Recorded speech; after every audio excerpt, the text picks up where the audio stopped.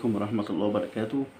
فيديو النهاردة هنتكلم عن حاجات كتير قوي، منها مباراة الأهلي وتصريحات وتسريبات كابتن ميدو وتصريحات شيكابالا وتصريحات أوسوريو وحاجات كتير قوي هنتكلم فيها، وهنمشي بالترتيب.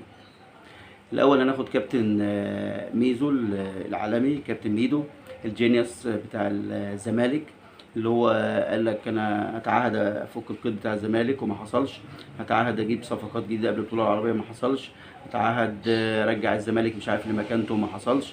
فكابتن ميدو كل تصريحاته تقريبا ما بتحصلش. الجميل بقى والجديد ايه؟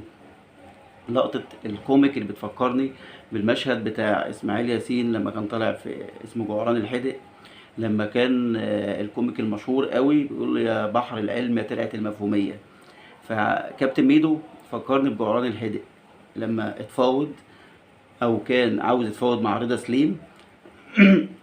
رضا سليم مش راح يتفاوض بقى مع اللاعب وكيله، ده بيكلم واحد تاني بيقول له عاوز اعمل ميتنج على زوم مع وكيل رضا سليم عشان اتكلم مع رضا سليم. الجميل مش في كده، الجميل اللي هو قال لك ان رضا سليم انا شايف ان هو احسن من بن شرقي.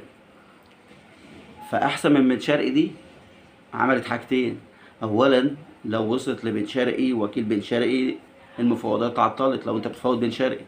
ثانيا ده اعتراف منك انت ان ده قلم جديد من الخطيب للزمالك اللي هو خاطف الصفقه اللي انت عاوزها. فما شاء الله الجينيوس ميدو العالمي ما شاء الله عليه مبدع. ده بالنسبه لكابتن ميدو. كمان حاجه تانية برضو ميدو كان عاوز سيرجي اكا وكان عاوز يجيبه للزمالك. فالراجل عمل ايه؟ اخد برضو الوكيله وعزمه على اكل والغدا والعشاء ومش عارف ايه تمام كده، وتاني يوم الراجل راح البنك الاهلي. فما شاء الله كابتن ميدو جينيوس في التعاقدات والتفاوض.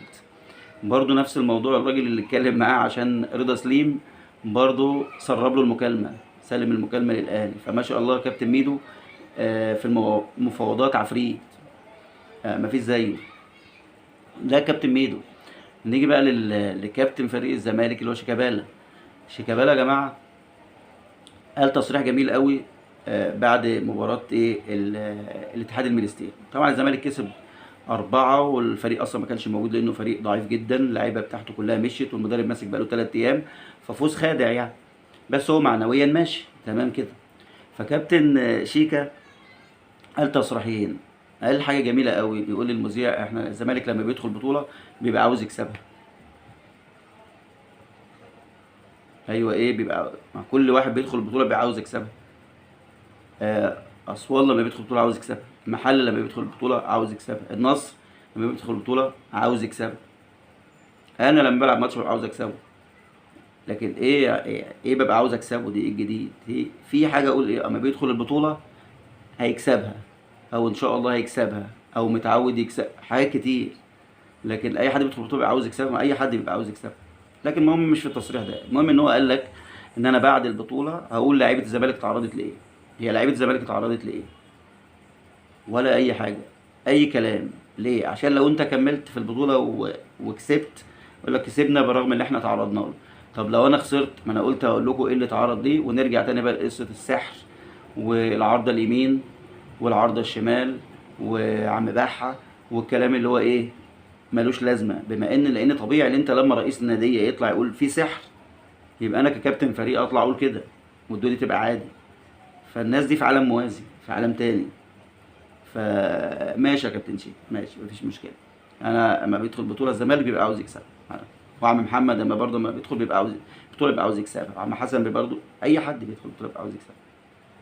طيب نسيب كابتن شيك، ننقل بقى على من كابتن شيكا على اوسيريو مدرب الزمالك. قال لك انا مش خايف من رونالدو، وده طبيعي، ده عادي، ممكن اي حد يقول كده مش خايف من رونالدو، مع ان طبعا ده اي كلام، ده رونالدو اي حد يخاف من رونالدو.